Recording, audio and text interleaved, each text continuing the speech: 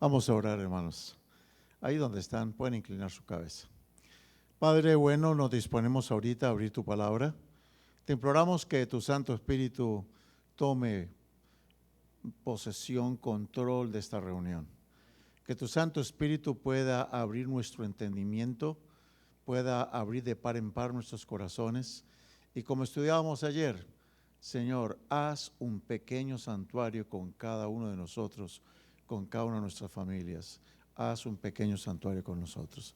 Que esta reunión sea solo para tu honra y tu gloria. La pedimos en el nombre de Jesús. Amén. Bien, hermanos, vamos a continuar esta tarde con, ahora sí, como quien dice, vamos a entrar al tema de Ezequiel. Ayer fue la introducción nada más. Ahora entramos al tema de Ezequiel con respecto, ¿cuál es la razón por lo que estaba pasando tanta cosa? Mire, para que nos hagamos un cuadro claro en la cabeza, recordémonos que el libro de Ezequiel fue escrito por el profeta de ese nombre y que ese libro fue escrito 6 siglos antes de Jesucristo. Estamos hablando del año 590 antes de Cristo. Ezequiel se encontraba en Babilonia, allá estaba cautivo, había sido llevado como con 10,000 personas más, incluyendo al rey Joaquín. El rey Joaquín, la nobleza, el profeta Daniel, Sadrach, Mesach y Abednego, todos estos personajes de la Biblia famosos fueron llevados junto con Ezequiel a Babilonia y allí estaban presos. La pregunta del millón es ¿y por qué? ¿Qué hacían cautivos allá? Bueno, no estaban presos, se los habían llevado cautivos, los habían deportado y Dios había dicho a su pueblo que se tenían que ir. Dios les dijo a ese pueblo a través del profeta Jeremías: no se pongan a pelear con Babilonia, ríndanse, sométanse, váyanse tranquilos, establezcanse allá, pónganse a estudiar, pónganse a trabajar, cásense, tenga hijos. Terrible lo que Dios les dijo. Y los sacó de Jerusalén. La pregunta entonces, hermanos, que vamos a tratar de contestar esta noche es: ¿por qué fueron a parar allá? Y el tema, como ustedes se dan cuenta, se titula Escapando del cautiverio espiritual. Uno no necesita ser llevado a otro lado para estar preso. Hay gente que no necesita estar dentro de una prisión para estar presa. Hay muchas formas de cautiverio. Y ahí es el terrible cautiverio que todo el libro Apocalipsis lo habla. Todo el libro Apocalipsis habla del cautiverio babilónico. El pueblo de Dios en los últimos días está cautivo en Babilonia otra vez. Triste, pero vamos a estudiar, hermanos, esta tarde y parte de la noche por qué está cautivo en Babilonia. Miren ustedes, lo que ustedes están viendo allí es el mapa mundi, el mapa de todo el mundo. Y los colores que ustedes ven son los colores de las distintas religiones en el mundo. La que es de color moradito, color uva, es el cristianismo. O sea que está muy extendido por el mundo, ¿o no? Está muy extendido por el mundo. El color verdecito limón es musulmanes, islam. Están creciendo, es una mancha verde grande. Están creciendo. Y ya otros colores pues son otras religiones. Estamos hablando de los budistas, color naranja, amarillito también. Hermanos, los cristianos somos dueños de todo Occidente. Y somos dueños de Europa y del norte del África. Y sin embargo, a pesar de que los cristianos somos mayoría en el mundo, ¿cómo está el mundo? ¿Cómo está el mundo? Veamos cómo está el mundo. Esto no, bueno, ahí, ok. Nuestros países occidentales, cuando hablo de los países occidentales, estoy refiriéndome Canadá, Estados Unidos, México, Centroamérica, todo Interamérica, Sudamérica, Europa, sobre todo el continente americano. ¿De qué está lleno? ¿Está lleno de terrorismo o no? ¿Está lleno de narcotráfico o no? ¿Está lleno de violencia? Estaba leyendo en estos días, hermanos, el periódico Novedades, estaba diciendo de que la violencia en México ha subido de una manera escandalosa. Están matando más gente ahora que el año pasado y sigue aumentando la violencia. Dígame, estos países nuestros cristianos, los de la manchita de color uva, ¿será que en esos países hay mucho abuso de menores? ¿Hay abuso de menores o no? ¿Será que la agenda LGBT va pero viento en popa? ¿Qué quiere decir la agenda LGBT? Lesbianas, gays, bisexuales y transexuales. Están ganando terreno en todos los países. Están exigiendo derechos, los están reconociendo. Ya se pueden casar, ya pueden incluso en algunos lugares hasta adoptar hijos. Increíble lo que está pasando. ¿Y qué me dicen estos países nuestros cristianos? ¿Será que hay corrupción? ¿Habrá corrupción? Terrible, hermanos. La corrupción. ¿Y será que los índices de divorcio están aumentando? Cristianos. Y sin embargo, las tasas de divorcio son terribles. ¿Y qué me dicen de la promiscuidad? Promiscuidad quiere decir que la gente es desordenada en tipo sexual. Eso no les importa con quienes sean, con cuantos sean, donde sea y como sea. Eso se llama la promiscuidad. Es terrible, intercambio de parejas, es horrible, hermano, lo que está pasando, especialmente en el mundo ¿qué? Cristiano. Y eso es una contradicción, es una contradicción. A la vez está aumentando la descomposición de tipo religiosa. Ahora metámonos a la religión misma, la religión, las iglesias cristianas, porque lo anterior son los países occidentales. Pero ¿por qué no hablamos de las iglesias, ahora ya iglesias cristianas? ¿Será que hay mucha intolerancia? ¿Habrá intolerancia todavía? ¿Persecución de tipo religiosa? Que si saben que usted es de otra denominación, lo corren del trabajo, no le dan trabajo, abusan de usted, le hacen bullying, ¿será? ¿Intolerancia religiosa? ¿Será que existe violencia religiosa también? Sí, en algunos países hay violencia religiosa. ¿Será que hay corrupción dentro de las iglesias? ¿Será que dentro de las iglesias también la agenda gay está tomando fuerza? Sí, tenemos iglesias donde los pastores y los obispos son homosexuales, donde hay iglesias evangélicas, bueno, protestantes, donde hay matrimonios homosexuales. Y no se les haga raro que dentro de muchos de nosotros que somos conservadores, no faltará de que surja por allá un grupito diciendo que son de los nuestros, también con las mismas prácticas, pero no son de los nuestros, pretenden ser. ¿Y qué me dicen, hermanos, de la pederastia? ¿Será que existe pederastia en las iglesias cristianas? ¿Qué es la pederastia? Abuso de niños. Ahora es que están saliendo los escándalos más terribles. Están saliendo. Hay gente que está por fin, después de ya grandes, después de viejos, están acusando a los pastores, a los curas, a los sacerdotes, a los obispos de que los violaron o abusaron de ellos cuando eran niños hace años atrás. Ahora mismo hay un escándalo terrible en Chile, donde muchos obispos en Chile renunciaron. Y anda el Papa pidiéndole perdón a la gente en Chile por los abusos que la iglesia cometió con los niños, con las niñas. Terrible, hermanos. ¿Será que hay libertinaje en las iglesias?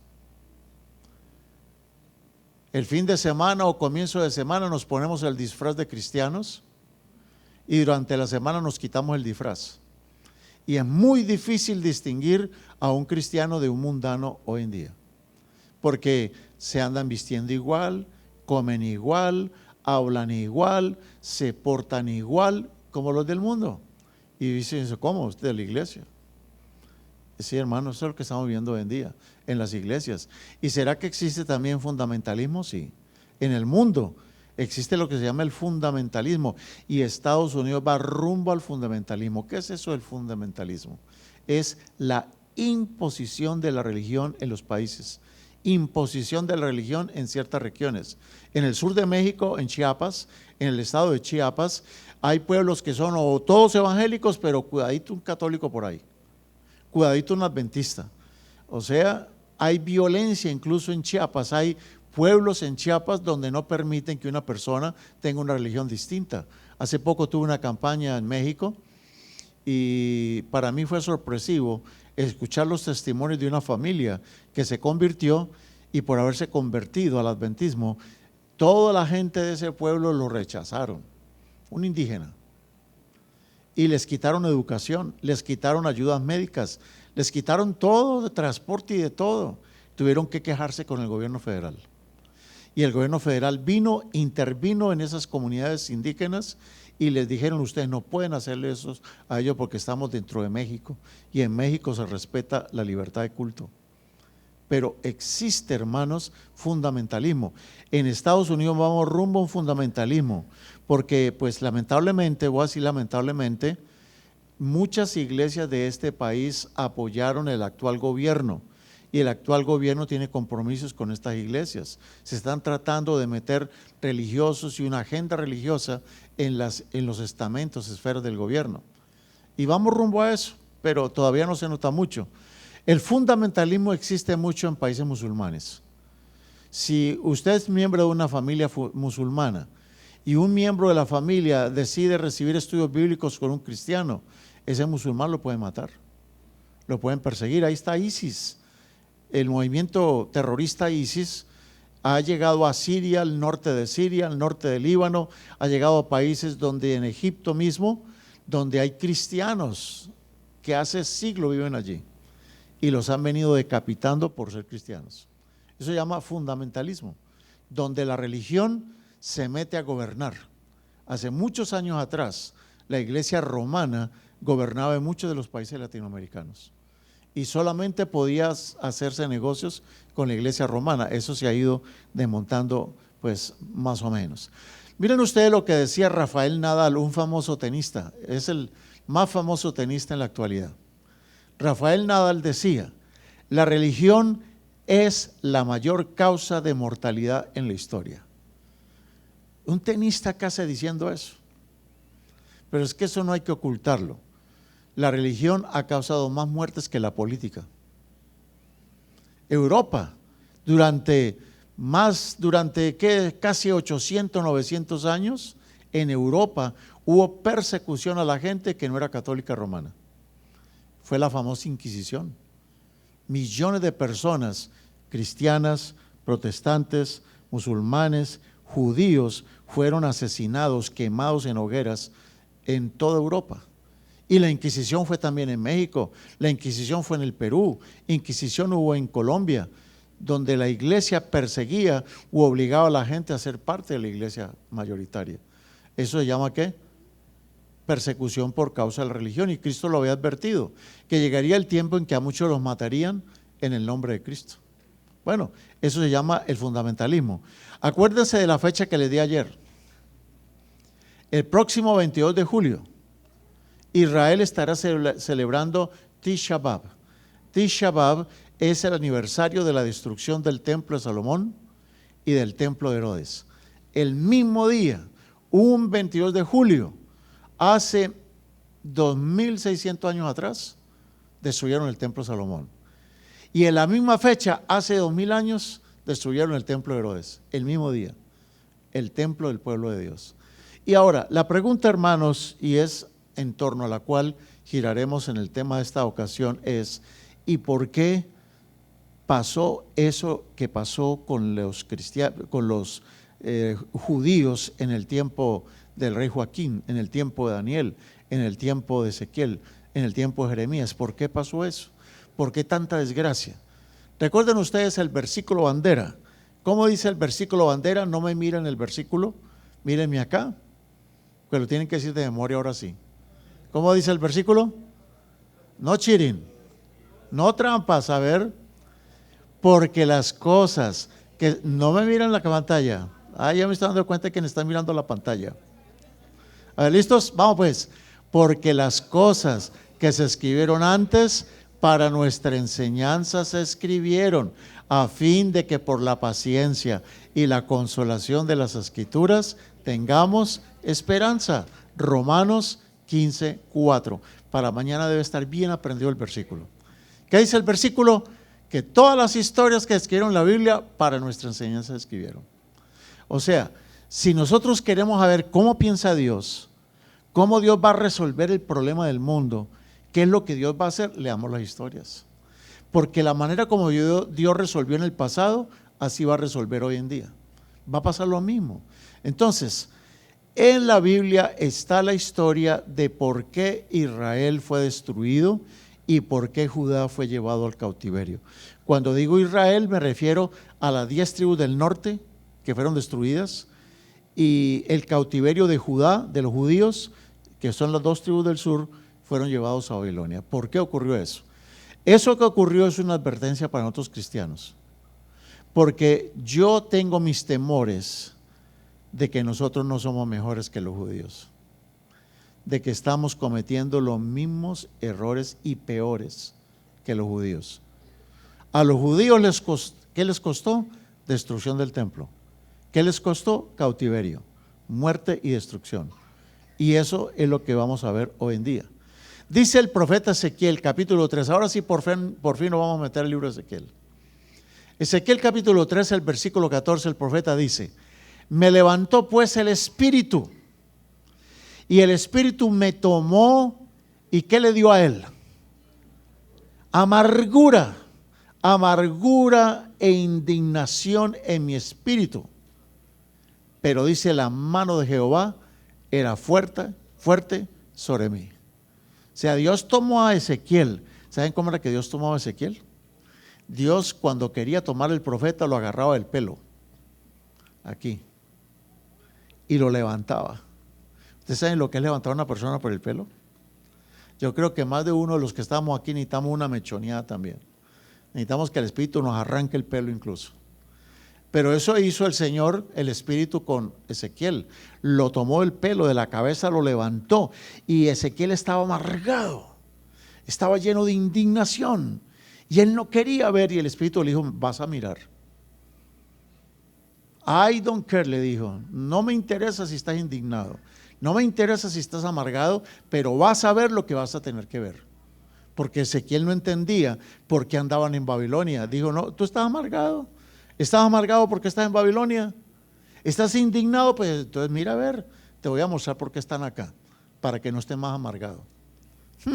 Hermano, y Dios, dice la Escritura, dice que Él vino a los cautivos en Tel Aviv y los que moraban junto al río Quebar. Ellos vivían en una colonia ahí junto al río Quebar, afuera de Babilonia, la ciudad, de la capital. Ellos vivían en una aldea que se llamaba a orilla del río Quebar. Y allá estaban todos los judíos viviendo en ese barrio, por decir, ese pequeño pueblo. Ahí vivían como 10,000 judíos. Y Ezequiel llegó allá, todo el mundo sabía que era un profeta. Llegó el profeta Ezequiel, y Ezequiel vino y se sentó, y toda la gente salió a recibirlo y se sentaron alrededor de él. ¿Y qué hizo Ezequiel? Por 7 días permaneció atónito sin decir una sola palabra con ellos. Usted sabe lo que es un profeta sentarse por 7 días y no hablar. Y la gente: ¿qué le pasa a Ezequiel? Y todo el mundo: no digan nada. 7 días estuvo sentado el profeta Ezequiel y no abrió la boca para decir nada, y nadie se movió. 7 días. Dice: yo permanecí 7 días atónito. ¿Qué quiere decir la palabra atónito? Perplejo. ¿Qué más? Sin palabras, callado, asombrado. Estaba, no puede ser, así. No tenía palabras para decir, para expresar lo que estaba sintiendo. 7 días. ¿Qué fue lo que vio? Porque acuerden que primero estaba amargado, ¿no? Estaba indignado y amargado, hasta muy amargado. Le dijo Dios: espérate. Lo agarró del pelo, lo levantó y se lo llevó a Jerusalén. Y después del viajecito que regresó de Jerusalén y que el Espíritu llegó y lo aterrizó y lo sentó allá, 7 días se quedó sin palabras el profeta. No hallaba cómo empezar el tema ni qué decir. Imagínense que vinieran ustedes aquí a una conferencia y el conferencista le vaya a hablar y se queda los 7 días de la conferencia, se queda callado sin decir nada, y ustedes sentados esperando a ver qué va a decir y no dice nada. Tremendo, ¿no? Y el profeta dice: yo voy a hablarle de algo que Dios me mostró. Háblanos. y se queda callado por 7 días. Eso fue lo que hizo Ezequiel. ¿Ustedes quieren saber qué fue lo que tanto dejó a Ezequiel así fuera de onda? ¿Quieren saber qué fue? ¿Qué fue lo que vio? Ay, hermanos, abróchense bien el cinturón ahora sí. Yo quiero que se abrochen bien el cinturón, asegúrense a la silla, asegúrense que todos estén despiertos y también los que nos están viendo ahí por la televisión en otras partes del mundo. Asegúrense bien porque lo que va a ver el profeta Ezequiel es para nosotros hoy en día. Eso tiene que ver con las iglesias hoy en día, porque lo que las iglesias hoy en día están haciendo fue lo mismo que Israel hizo en su tiempo. ¿Qué fue lo que hizo? Bueno, Ezequiel es conocido por ser el profeta parábola. ¿Qué quiere decir profeta parábola? Que él predicaba incluso sin palabras. Él hacía acciones. Lo vamos a ver esta semana haciendo cosas. Pero las acciones que él hacía era para dar un mensaje. Bueno, dice Ezequiel 3:25, le dijo el Señor al profeta Ezequiel: a ti, hijo de Adán, te van a amarrar con cuerdas y no saldrás de entre ellos. Lo van a amarrar. Dios dijo que te amarren y se hizo amarrar. Y la gente preguntaba, ¿qué quiere decir que está amarrado? Y eso era un mensaje que Dios les quería dar. Y dice: y haré que tu lengua se te pegue a tu paladar. Y se le pegó al paladar. No habló, no podía hablar. Se le pegó la lengua en el paladar. ¿Alguno de ustedes se le ha pegado la lengua en el paladar alguna vez? A mí sí me ha pegado. Eso es horrible. Incómodo, demasiado incómodo. Y usted trate de pasar saliva a ver cómo se le despega la lengua, hermanos. Algunas veces me ha pasado eso. Y dice: y quedarás que mudo, incapaz de reprender, porque esa gente es ¿qué? Rebelde. Imagínense, uno no puede reprender a los rebeldes. Son tan rebeldes que tú no tienes palabra de cómo reprenderlos ya. Ya no, yo no hallo ya qué decirles. Bueno, esa era la situación del profeta. Por tanto, dice Ezequiel 5:11, vivo yo, dice el Señor, el Eterno, por haber profanado mi santuario. Oh, ¿qué fue lo que hicieron? Profanaron el santuario. ¿Qué era el santuario? La casa de Dios, donde él vivía, allá en el lugar santísimo. Que la casa de Dios estaba llena de la chequina, de la presencia de Dios, de una nube. Ahí estaba Dios viviendo en la forma de una nube.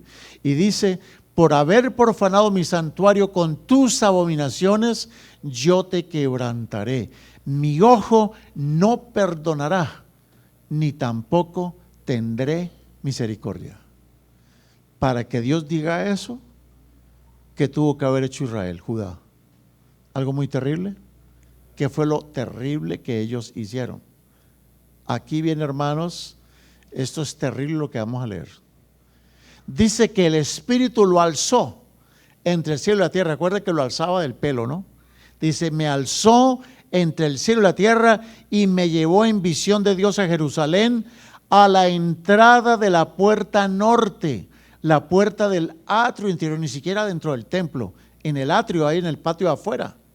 Ahí en el atrio interior. Dice: y había allí en el atrio, hagan que cuenta como en el parqueadero, tenían un obelisco, la imagen del celo. Algunos dicen que la imagen del celo es que Dios estaba muy celoso, pero no, nada que ver. Muchos dicen que lo que tenían allí, no sé cómo decirlo, tenían una imagen del órgano sexual masculino, así, grande, hecho en piedra.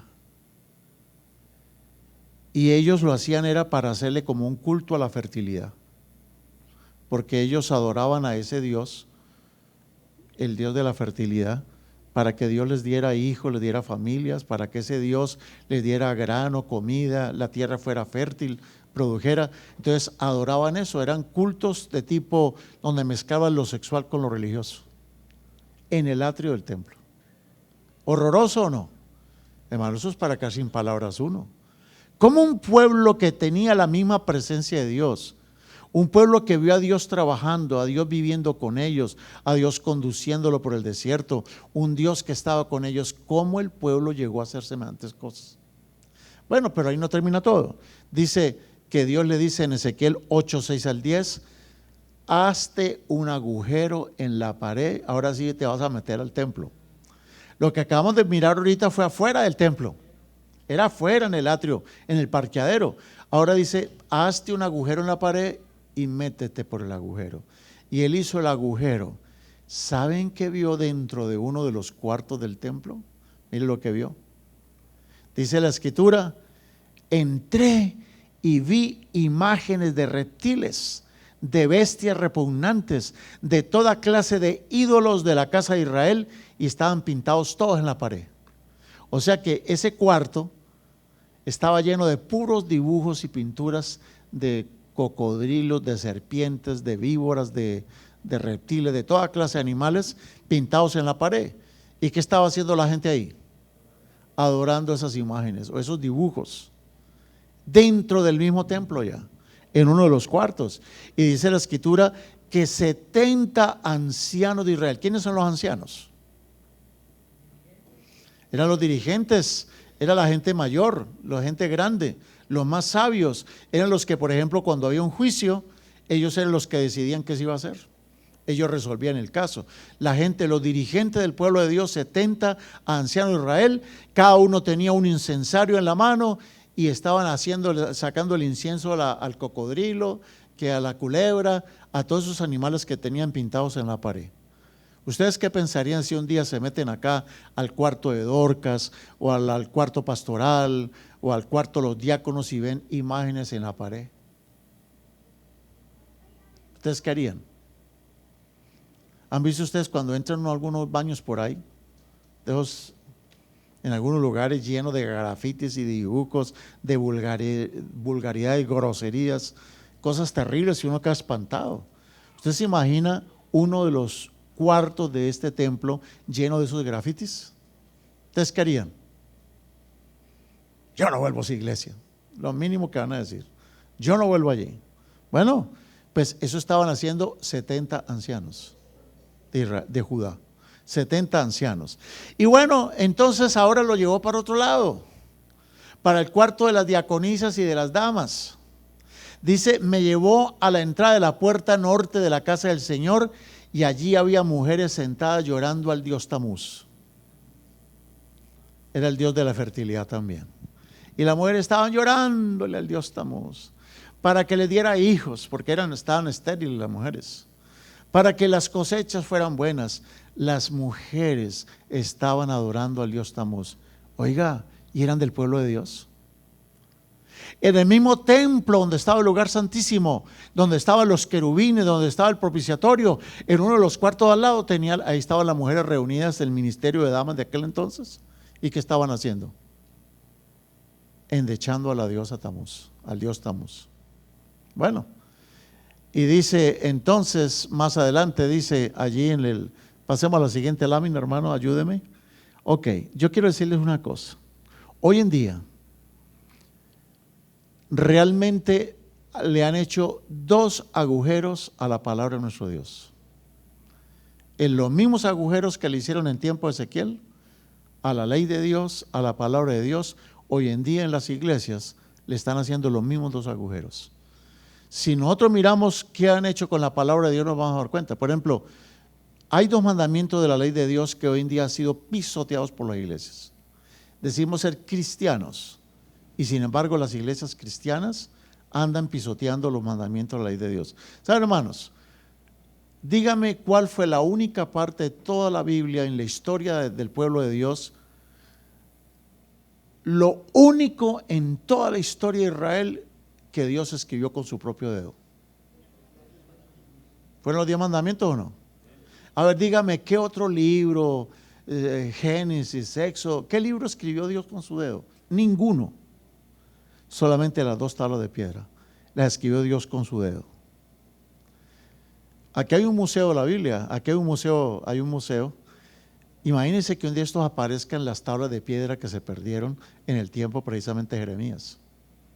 Cuando el templo fue a ser destruido por Babilonia, los sacerdotes sacaron el arca del pacto y la escondieron en una cueva con las 2 tablas de piedra. Hasta el día de hoy están escondidas.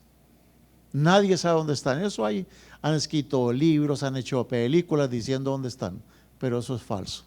Nadie sabe dónde están. Pero supónganse, vamos a suponernos que un día de estos unos arqueólogos descubren el arca del pacto. Pueden hacerlo, podría pasar. Dios puede permitirlo.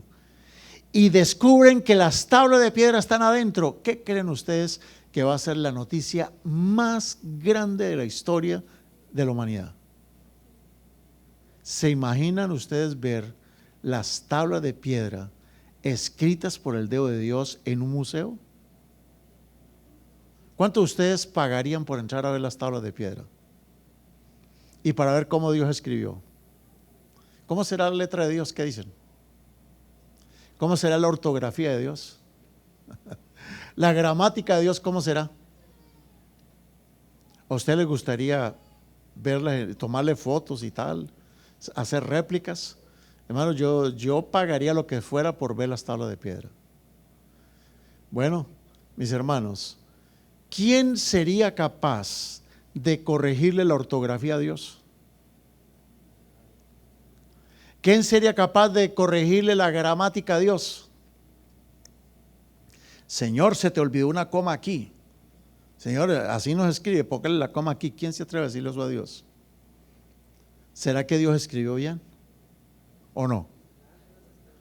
Hermanos, Dios lo escribió y el Moisés le rompió las tablas. Moisés en un momento de ira rompió las tablas, pero él tenía celo por Dios y Dios después le dice a Moisés: Moisés, búscate 2 tablas, 2 piedras parecidas a las primeras que yo te di y te vas a poner ahí con un cincel y un martillito a pulirlas. Me vas a poner 2 tablitas parecidas a las que yo hice, porque me rompiste las primeras, ahora me las vas a hacer tú. 2 tablas de piedra, y cuando termines de hacerlas vas a subir al monte y yo voy a escribir otra vez en esas 2 tablas de piedra.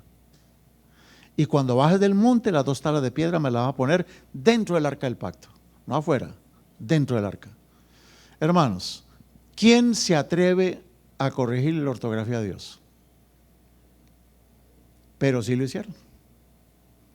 Los religiosos le han no solamente corregido la ortografía a Dios, sino que han agarrado un martillito, un cincel y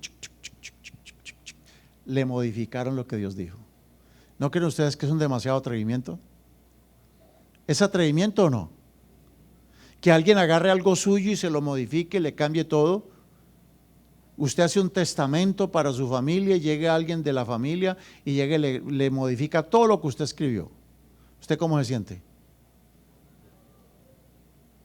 Anda por ahí ese cantante famoso mexicano que murió, anda un escándalo ahorita porque eso andan diciendo que el testamento no era ese, anda un escándalo terrible. Si ese fulano resucitara y se diera cuenta cómo los hijos y los supuestos hijos se andan peleando el testamento, la herencia, se le da un ataque cardíaco y se muere otra vez. Pues hermanos, con la ley de Dios le hicieron 2 modificaciones. ¿Qué dice el segundo mandamiento de la ley de Dios? Éxodo 24. No te harás ¿qué? Imágenes. ¿Qué fue lo que hicieron en los lugares, en los cuartos del templo de Dios? No te harás imágenes ni en el parqueadero ni adentro, ni ninguna semejanza de lo que está arriba en el cielo, ni abajo en la tierra, ni en las aguas debajo de la tierra. No te harás ¿qué? Imágenes. No te harás imágenes, dice el mandamiento. Dice, no te inclinarás a ellas. ¿Qué estaban haciendo las mujeres? ¿Qué estaban haciendo los 70 ancianos? Dice el Señor, no te inclinarás a ellas ni las honrarás, porque yo soy Jehová tu Dios, un Dios celoso, que visito la maldad de los padres sobre los hijos. ¿Cómo llama Dios eso de venerar imágenes? ¿Una qué? Una maldad. ¿Sí lo dice o no? Que visito la maldad de los padres sobre los hijos. O sea, Dios considera una maldad, es una maldad. Y muchas iglesias están llenas de imágenes y la gente las veneran y lo hacen en el nombre de Dios.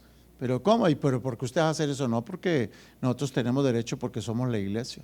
¿De cuándo aquí Moisés se tomó el trabajo de cambiar lo que Dios decía. Nunca. Nadie hizo eso. Pero esa es la indignación de Dios. Mire lo que hizo la iglesia romana en el Concilio de Trento. En el año de 1545 hasta 1563, ellos dijeron lo siguiente: las personas que se postran ante la imagen, sin duda lo que están haciendo es honrar a aquellos a quienes representan. Se arrodillan delante de la imagen de Santa Catalina y lo que están haciendo es ¿qué? Honrar la memoria de Santa Catalina. Ellos tratan de disculparlo todo. En el Concilio de Nicea, en el año 787, la iglesia aprobó la veneración de las imágenes, año 787 después de Cristo. En el mismo concilio dijeron que ninguna iglesia podría ser consagrada si no tenía una reliquia. ¿Qué era una reliquia? Aunque sea un pedacito de un hueso del santo, o el escapulario del santo, o las chancletas de la santa. Algo que perteneciera a la santa lo tendrían que tener en ese templo. Y si tenía una reliquia, entonces el templo lo podían consagrar. Estamos viendo lo que hizo la iglesia, cristianos pisoteando uno de los mandamientos. Pero ¿qué tal el otro mandamiento? Miren el segundo agujero que le hicieron a la ley de Dios. Dice en Ezequiel 8:16, me llevó al atrio interior, más adentro del templo del Señor, y a la entrada del lugar santo, a la entrada del santuario del Eterno, entre la entrada y el altar. Miren, aquí está el altar de los sacrificios y aquí está la entrada del lugar santo. Entre esos dos, en ese espacio, ¿qué hicieron? ¿Qué hicieron? Había 25 varones de espaldas hacia el santuario, o sea, le están dando la espalda a Dios. ¿Y a quién están adorando? Estaban con sus rostros hacia el oriente, postrados adorando el sol, dentro del templo de Dios. O sea que en la casa de Dios hay gente dándole la espalda a Dios y adorando al sol. A ver cómo masticamos eso. Vamos a masticarlo un poquito. Dentro del templo, si eso lo hacen fuera del templo, ok. Total, es afuera del templo. Pero que lo hagan dentro del templo. Y 25 sacerdotes, 25 religiosos, dándole la espalda a Dios y adorando al sol, hermano, esa es una blasfemia terrible. Pues bien, hermanos, eso lo están haciendo muchas iglesias hoy en día. ¿Por qué? Porque hoy en día andan adorando al Dios Sol, o llamado Dies Solis, o llamado Sunday. Andan adorando en el día domingo. Y el día domingo en tiempo de Constantino se estableció como el día de culto. Y la iglesia en Roma aceptó lo que Constantino dijo. Y la iglesia en Roma se apartó del mandamiento de Dios, porque es que el mandamiento de Dios no dice acuérdate del domingo. Ah, no, pues que Jesús resucitó ese día. Ah, bueno, ¿y no se tomó la copa el día jueves en la noche? ¿Y no murió en la cruz el viernes? ¿Y no duró en la tumba sin hacer obra alguna en sábado? ¿Por qué domingo? ¿A raíz de qué? ¿Qué es más importante? Hermanos, mire lo que dice acá el mandamiento de la ley de nuestro Dios, o lo que decía la gente en aquel entonces. Justino Mártir, un padre de la iglesia, en el año 155 dijo: nosotros nos reunimos en el día del sol, en el cual Dios, cambiando las tinieblas y la materia, creó el mundo, y en el cual Jesucristo se levantó entre los muertos. ¿Por qué guardamos el día del sol? Porque en el día del sol Dios creó la luz, separando las tinieblas de la luz. Dios creó la luz. El primer día de la semana creó la luz. Y un primer día Jesús salió de las tinieblas de la tumba y es la luz. Entonces ya por eso vamos a celebrar el domingo. ¿Y qué pasó el resto de los días? No hizo Dios nada los otros días. Entonces dice, guardamos el domingo porque en ese día Dios creó la luz. Pero aunque estén diciendo cosas muy bonitas y estén tratando de justificar las cosas, eso no es lo que dice la palabra de nuestro Dios. En el edicto de Constantino, el 7 de marzo, un 7 de marzo del año 321, el emperador Constantino decretó que todo el mundo en el imperio romano tenía que guardar el venerable día del sol, el domingo. Prohibió que la gente trabajara en domingo. Iba a ser el día de culto oficial del Estado. Y la iglesia pues se unió a Constantino y dice, para que hagamos más persecución, sigamos con ellos. La iglesia aceptó eso. La iglesia aceptó eso. ¿Y eso vale? ¿Eso es válido? Hermanos, el Concilio de Laodicea en el año 364 dice lo siguiente: los cristianos no deben judaizar, los cristianos no se querían parecer a los judíos, porque los judíos se conocían en el mundo porque guardaban el sábado, y los cristianos no querían que los confundieran con judíos. ¿Por qué? A ver, ¿por qué? Porque Roma estaba en guerra contra los judíos. Entonces, ¿que yo cristiano me la voy a dar de judío? ¿Voy a ser enemigo del Estado? No, por pura política. La iglesia se identificó con el imperio y dejaron de guardar los días para no parecerse a los judíos. Por eso ese concilio de Laodicea en el año 364 dice: los cristianos no deben judaizar, no deben estar ociosos el día del sábado, sino que deben trabajar en sábado. Deben honrar en una forma especial el día del Señor, el domingo.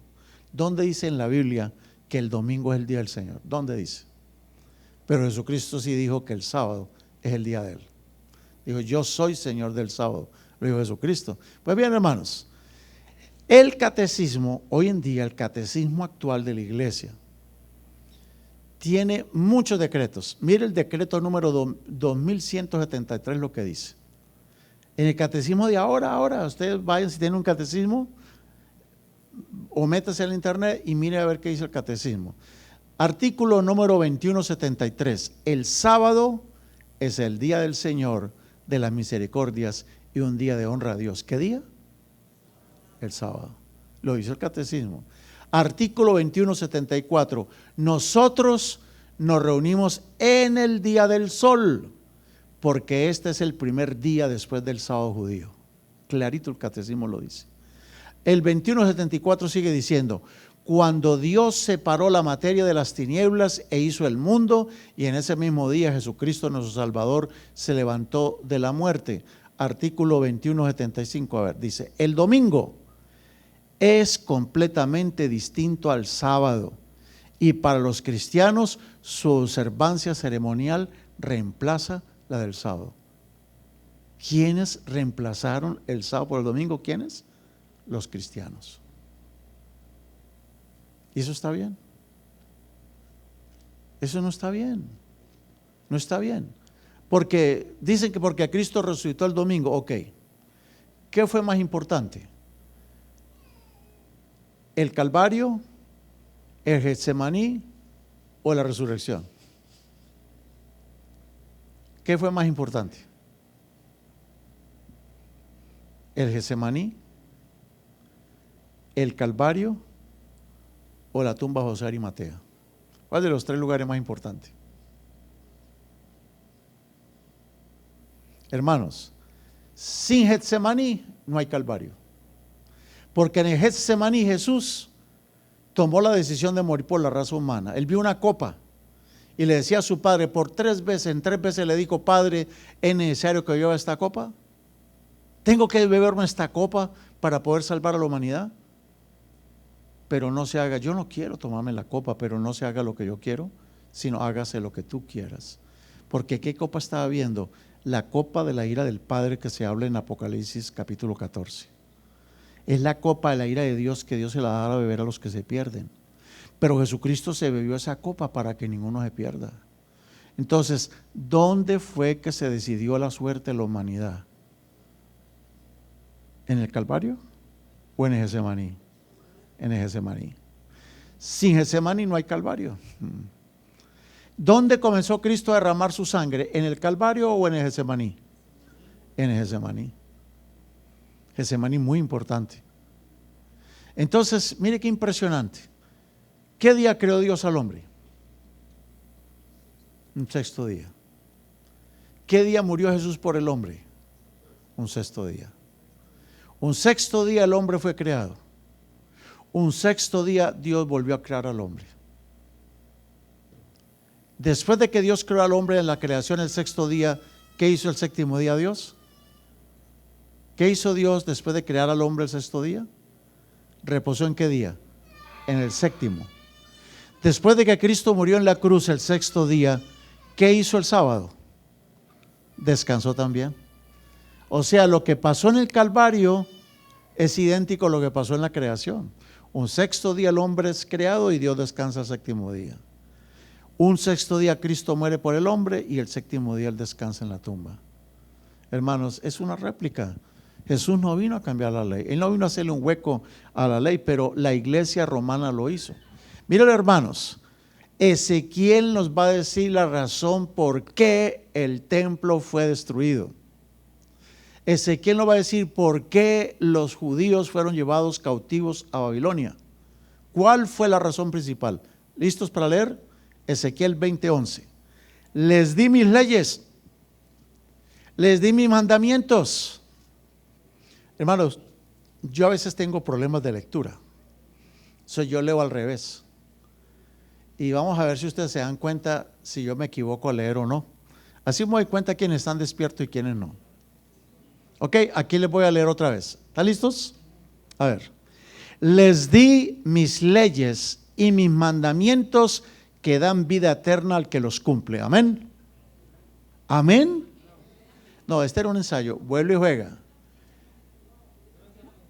Este era un ensayo. Ahora sí, esta sí es la de verdad. ¿Listos? Ahí va. Les di mis leyes y mis mandamientos que dan vida eterna al que los cumple. Amén. La ley que Dios da es para darnos salvación, vida eterna, ¿o para qué? Para darnos vida. ¿Dónde? Aquí en la tierra. La ley no fue dada para salvar a nadie. La ley fue dada para que la persona que la cumpla viva muy bien en la tierra. Viva bien. Para tener una vida larga aquí en la tierra. ¿Ah? No para ser salvos, es para vivir bien. A ver, ¿por qué? Si yo decido violar el mandamiento que dice no cometer adulterio y ando por allá coqueteándole a la mujer de mi hermano, ¿qué me puede pasar? ¿Se me alarga la vida o se me puede acortar? ¿Se me acorta la vida o no? ¿Por el estrés o porque de pronto me pegan un tiro, hermanos? ¿Por andarme metiendo con lo ajeno o no? Si una persona decide robar y decide robarse, meterse en un apartamento y robar, ¿qué le puede pasar? Si lo matan desde adentro, ¿a esa persona lo mandan a la cárcel? No. O sea, la persona que viola los mandamientos de Dios se les acorta la vida en la tierra. Pero además de eso no van a tener vida eterna. Una persona que decide cumplir los mandamientos de Dios puede vivir de una manera mejor en la tierra o no. ¿Les mejora el estilo de vida o no? ¿Les mejora? ¿Tienen más paz, más tranquilidad? ¿Duermen más tranquilos o no? Y si les sorprende la muerte, ¿no les importa? No les importa, porque saben que están con Dios. Entonces el mandamiento dice, Dios dice, yo les di mis leyes y mis mandamientos que dan vida. Ahí no dice salvación. La ley no salva, hermano, no salva. Pero la ley lo que hace es darme calidad de vida. Me da vida. Y dice el Señor, sigue diciendo allá en Ezequiel el capítulo 20 y en el versículo 12. Les di también mis ¿qué? Mis sábados, para que fuesen una señal entre mí y ellos, para que supiesen que yo soy Jehová el que los santifico. ¿Qué fue lo que Dios nos dio los sábados? Para que yo entienda que Dios me santifica. Pero ¿qué dice el Señor? Versículo 13. Pero los israelitas se rebelaron contra mí, no obedecieron mis leyes, desecharon los mandamientos que dan ¿qué? Vida. No dice salvación. Mandamientos que dan vida al que los cumple, y profanaron mis sábados en gran manera. ¿Qué fue lo que hizo Israel? Profanaron el sábado especialmente. ¿Qué es lo que andan haciendo las iglesias hoy en día? La mayoría de las iglesias cristianas, ¿qué es lo que hacen? Profanan el sábado y se enojan cuando uno les habla del sábado. Y le hacen bullying a uno si uno guarda el sábado. Se burlan de uno y le hacen bullying, le dicen sabatista. Qué honor para nosotros que nos digan sabatistas. Porque nosotros no guardamos el sábado para salvarnos. Nosotros guardamos el sábado por 3 razones. Número 1, para probar que Dios es el único que nos santifica. Es la razón. Miren ustedes, Desecharon mis leyes, Ezequiel 20:16. Desecharon mis leyes, no anduvieron en mis ordenanzas y profanaron mis sábados, porque tras sus ídolos iba su corazón. ¿Por qué la gente profana el sábado? Porque tienen sus ídolos. El sábado van a trabajar, su ídolo es el trabajo. Entonces ellos dicen, no, el sábado no, el domingo. ¿Por qué el domingo? Porque el domingo casi todo el mundo descansa. Están cerradas las tiendas, cerradas las concesionarias, las oficinas de gobierno están cerradas. Entonces, si yo trabajo el sábado, no puedo ir a esos lugares, ni que me atienda la oficina postal. Las escuelas están cerradas, la universidad está cerrada, las empresas están cerradas, las oficinas públicas cerradas el domingo. Entonces, ¿qué dicen ellos? No, hay que trabajar en sábado, ir a hacer las vueltas en sábado. Y el domingo, pues como todo el mundo descansa, pues descansemos. ¿Cuál es el ídolo de la gente? El dinero, el trabajo. Esos son los ídolos de hoy en día.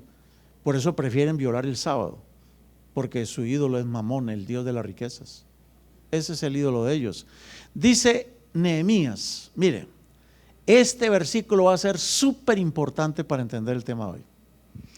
Después de que los israelitas regresaron por fin a Jerusalén, porque Dios había dicho al profeta Jeremías que Israel estaría 70 años allá en Babilonia. Después de esos años, ellos regresan a Jerusalén y regresan a reconstruir la ciudad. Eso fue una fiesta para los judíos. Regresaron a su tierra, por fin salieron de Babilonia. Los muchachos, los hijos salieron a tomar Jerusalén otra vez, reconstruyeron el muro. Y cuando habían reconstruido el muro, ellos tenían un gobernador, porque los reyes de Persia nombraron a Nehemías como gobernador. Porque ellos regresaron a Jerusalén gracias al apoyo de los persas. Los reyes de Medo-Persia favorecieron a Israel. Por ejemplo, Ciro el Grande dio un decreto para que los israelitas regresaran. El marido de Esther favoreció al pueblo de Israel para que no los destruyeran, y era un rey medo-persa. Y otro rey medo-persa dio el decreto final para que regresaran. O sea, los medo-persas protegieron a los judíos, y los judíos regresan a su tierra y reconstruyen el muro otra vez. Y un día el gobernador, estando revisando, estando paseándose por la ciudad, descubrió algo tremendo. ¿Qué descubrió Nehemías? Miren lo que Nehemías va a decir. Nehemías dijo, por aquellos días, ya no estaban en Babilonia, ahora están en Jerusalén. Por aquellos días vi que había en Judá quienes pisaban los lagares. ¿En qué día? ¿Los pisaban en qué día? En sábado. Y otros acarreaban los haces de trigo y los cargaban sobre los asnos, y también vino, higos y toda clase de cargas para traerlo a Jerusalén en día de sábado. ¿Qué dijo Nehemías al gobernador? Les advertí que no vendiese sus mercancías en ese día. Les advertí. Y ahora mire lo que va a decir. Mire lo que dice. En Jerusalén algunos tirios que habitaban en ella traían pescado y toda clase de mercancía para vendérselas a los judíos en día de sábado. Reprendí a los notables de Judá diciendo, qué mala acción cometéis profanando el día del sábado. Y ahora note lo que dice. No fue así como obraron nuestros padres, y por lo que nuestro Dios hizo caer toda esa desgracia sobre nosotros y sobre esta ciudad. ¿Y vosotros aumentáis así la cólera contra Israel profanando el sábado? Oh, según el gobernador Nehemías, ¿por qué razón Israel fue castigado y llevado a Babilonia? Por profanar el sábado. Y le dice, yo no puedo creer. Dios nos castigó por profanar el sábado. Y vamos a seguirlo haciendo. No puede ser. Hermanos, hoy en día las iglesias han aprendido la lección. No, hermanos. Hoy estamos otra vez en cautiverio babilónico. Babilonia se apoderó de las iglesias cristianas. se apoderó de la iglesia cristiana, porque la iglesia que fundó Cristo era una iglesia que guardaba el sábado, guardaba los mandamientos de la ley de Dios, pero en el siglo IV la iglesia en Roma se alió con el Estado y violó los mandamientos de la ley de Dios, y todos los cristianos le hicieron caso a Roma, y hoy en día el mundo evangélico le hace caso a Roma. Siguen guardando el domingo cuando fue Roma la que cambió el sábado por el domingo. Le siguen obedeciendo a Roma sin querer queriendo, ¿no? Hermanos, estamos en cautiverio babilónico otra vez. Los mismos pecados se están cometiendo hoy en día. Hoy en día, hermanos, se sigue pisoteando el sábado. Se siguen venerando imágenes en las iglesias cristianas. ¿Se sacó a Dios de las escuelas o no? ¿Hoy en las escuelas enseñan que Dios creó al mundo? No, eso no se enseña en las escuelas, en el gobierno no se enseña eso. Hoy en día se enseña el evolucionismo y el creacionismo fue borrado. Todas las escuelas y universidades enseñan que el mundo viene por evolución, que Dios no es el creador del cielo y la tierra. Hermanos, ¿estamos cautivos en Babilonia otra vez? El cristianismo, todos estos países cristianos, somos los países que vimos las desgracias más grandes: narcotráfico, violación de niños, corrupción, violencia, terrorismo. ¿Por qué si somos cristianos? Es que lo merecemos, hermanos. Simplemente los cristianos decimos que adoramos a Dios, pero en verdad no lo adoramos. Estamos pisoteando los mandamientos de la ley de Dios, y cuando uno pisotea los mandamientos de la ley de Dios no puede tener vida. No puede haber vida. Dios dijo: yo le doy mis mandamientos para que tengan vida. Pero hoy estamos viendo todo lo contrario. Las iglesias están siguiendo algo distinto. Hoy en día, hermanos, necesitamos, como dice Apocalipsis 18:4, salir de Babilonia. Todas las iglesias prácticamente están en Babilonia. Casi todas, no todas, pero la gran mayoría de las iglesias siguen las prácticas de Babilonia. Guardan el domingo, veneran imágenes, no creen en Dios, en el creacionismo, creen en el evolucionismo, se casan hombres con hombres en las iglesias, mujeres con mujeres. Es una cosa terrible, hermanos, lo que está pasando en las iglesias cristianas hoy en día. ¿Es necesario salir de Babilonia o no? Por eso el mensaje de Apocalipsis 18:4 dice: salid de Babilonia, pueblo mío, para que no sean partícipes de los pecados de estas iglesias. Salgan de Babilonia, no tengan ustedes parte en las plagas de esta Babilonia. Por eso, hermanos, hay un mensaje que hay que predicar hoy en día. El mensaje que hay que predicar hoy en día es el mensaje de los tres ángeles. ¿Qué dice el mensaje del primer ángel? Adventista que no sepa el mensaje del primer ángel se tiene que bautizar otra vez. Bueno, yo estoy just kidding, como decimos los gringos, ¿no? Pero hermanos, tenemos que saber el mensaje. A veces yo pienso que muchos de nosotros ni sabemos cuál es el mensaje del primer ángel. Y cuando uno no sabe qué predica, predica cualquier cosa. Y en estos días no es para predicar cualquier cosa. En estos días hay que predicar un mensaje muy claro. ¿Qué dice el mensaje del primer ángel? Dígalo todos conmigo, léalo. Temed a Dios y dadle gloria, porque la hora de su juicio ha llegado, y adorad a aquel que hizo el cielo, la tierra, el mar y las fuentes de las aguas. ¿Eso a qué se parece? ¿De qué nos está hablando el mensaje del primer ángel? Las palabras adorad a aquel que hizo el cielo, la tierra y el mar, ¿en dónde están? ¿En qué otra parte de la Biblia están? Esas son las mismas palabras del cuarto mandamiento de la ley de Dios. Cuando Dios dice: acuérdate del sábado para santificarlo. 6 días trabajarás y harás todas tus obras, pero el séptimo día es un día de descanso para Jehová tu Dios. No trabajes ni tú, ni tus hijos, ni tu mujer, ni tu criado, ni la bestia que tengas en tu casa. El burro que tenga en el rancho descansa ese día también. Y los bueyes que andan arando también se ponen a descansar ese día. ¿Por qué razón? ¿Por qué razón? Dios dice: ¿por qué? Porque en 6 días hizo Dios los cielos, la tierra, el mar y las fuentes de las aguas.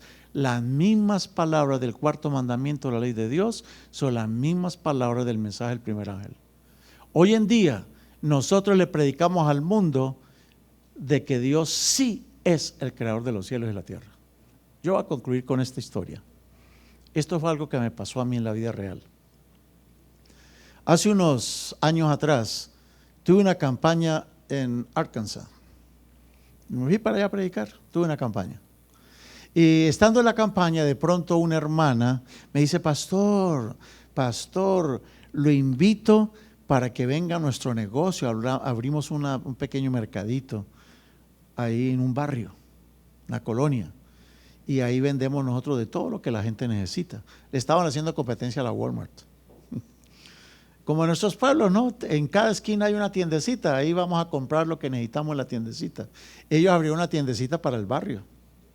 Bueno, dice pastor, y yo fui. Y estaba, pues no estaba tan grande, pero estaba bonito, bien limpiecito, tenía todo lo esencial. Y de pronto la hermana me dice, pastor, imagínese lo que me pasó. ¿Qué le pasó? Estos días vino una coreana y estaba enojada conmigo. Y la coreana me dijo, ya he venido 2 veces el sábado, 2 sábados seguidos a comprar aquí, está cerrado. ¿Por qué está cerrado? Pues ella, hablando en su inglés coreano, inglés hispano, ella le contestó, pues nosotros, ¿por qué cerramos el sábado? Porque nosotros vamos el sábado a la iglesia. Y la coreana me dijo, ¿Are you crazy? ¿Estás loca? Pero, ay señora, ¿por qué me dice así? ¿Estás loca? ¿Cómo se te ocurre cerrar el sábado? Cierra el domingo. O dile a tu pastor que tú vas por la tarde o vas al otro día, pero el sábado tiene que estar esto abierto. Pastor, ¿y cómo le parece? Y me quedo yo mirándola, doy un paso hacia atrás y le digo, ¿Are you crazy? Pastor, me está diciendo lo mismo. Si es que está loca, hermana, pero ¿cómo se le ocurre? Ahora, ¿usted qué fue lo que le dijo a ella? ¿Por qué cerró el negocio? ¿Por qué cerró su changarro el sábado? Pues pastor, pues porque ese día voy a la iglesia. ¿Estás loca? Le dije. No, hermana, estás mal. Esa no es la razón. Mire, ¿sabes qué vas a hacer? Mándate a hacer un póster. Y el póster va a decir así: cerrado en sábado para reconocer que Dios, es el creador de los cielos y la tierra y es el que nos santifica. Y ponga Ezequiel 20:12, Ezequiel 20:20 y Éxodo, ya se me olvidó dónde están los mandamientos. Es Éxodo 28, eso, 8 al 11. Eso es lo que tienes que poner. ¿Por qué guardamos el sábado?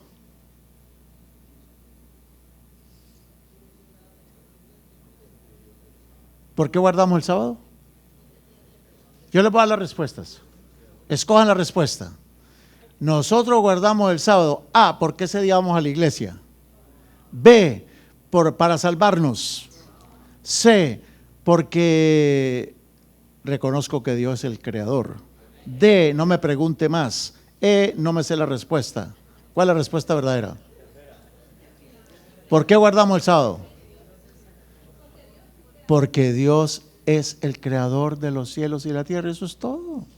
No es más. Nosotros no guardamos el sábado para que nos lleve al cielito lindo, no. Nosotros no guardamos el sábado para salvarnos. Nosotros guardamos el sábado para dar testimonio de que Dios sí es el creador y que no venimos del chango. Toda persona que guarda el sábado reconoce que fue hecho imagen de Dios. Y el que no guarda el sábado reconoce que fue hecho imagen del chango. ¿O no? Pues así es simple, porque eso es lo que dice la Sagrada Escritura. Hermano, yo quiero preguntar en esta noche: ¿creen ustedes que hoy en día está pasando lo mismo el cautiverio babilónico? ¿Creen ustedes que es necesario que Dios levante un pueblo, que nos levantemos para ponernos de parte de Dios, observar sus mandamientos que dan vida al que los cumple y para dar testimonio a todo el mundo de que servimos a un Dios vivo, a un Dios actual, un Dios creador? ¿Cuántos están dispuestos a decirle eso a Dios levantando sus manos? ¿Cuántos quieren levantar su mano? ¿Y qué tal si nos ponemos de pie? Los que estamos dispuestos a observar los mandamientos de Dios y salir del cautiverio babilónico. Vamos a orar. Padre Santo, en esta hora te agradecemos porque hemos tenido la oportunidad de estudiar tu palabra. Entendemos, Señor, que las grandes desgracias de Israel ocurrieron porque simplemente pisotearon tus mandamientos que dan vida a los que los guardan, porque te desconocieron a ti como el Señor, como Dios, como el Creador, como el que santifica. Señor, hoy respondemos a la invitación de salir de Babilonia, si es que hemos estado en Babilonia, de practicar la verdad, de honrar y glorificar tu santo nombre y proclamar que tú eres nuestro Dios. Llévanos con bien a casa con tu gran bendición que dice: Jehová te bendiga y te guarde. Jehová haga resplandecer su rostro sobre ti y tenga de ti misericordia. Que Jehová alce a ti su rostro y ponga en ti paz. Amén. Amén. Siéntate, por favor.